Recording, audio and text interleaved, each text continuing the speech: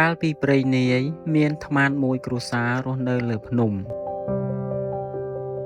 ថ្មាតម្ដាយនិងឪពុកចាស់ជរាពុំអាចហើរបានថ្មាតកូនតែងហើរទៅរកចំណីមកចិញ្ចឹមថ្ងៃមួយកូនថ្មាតហើររកចំណីក៏បានជួបអន្ទាក់ព្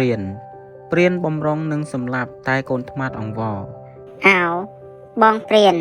សូមបងកុំសម្លាប់ខ្ញុំអីបើបងសម្លាប់ខ្ញុំដោយសម្លាប់ម្ដាយនិងឪពុករបស់ខ្ញុំដែរព្រោះគាត់រស់នៅដោយសារតែខ្ញុំជាអ្នករកស៊ីចិញ្ចឹមសម្ដីនេះធ្វើឲ្យព្រានពិចារណាអោខ្ញុំអើយខំរកស៊ីសពថ្ងៃពុំដែលបានជួយម្ដាយឪពុកជរារបស់ខ្ញុំសោះព្រានគិតក្នុងចិត្តហើយក៏លែងថ្មាតទៅវិញរួចតាំងចិត្តចិញ្ចឹមម្ដាយឪពុកដោយសត្វថ្មាតដែរ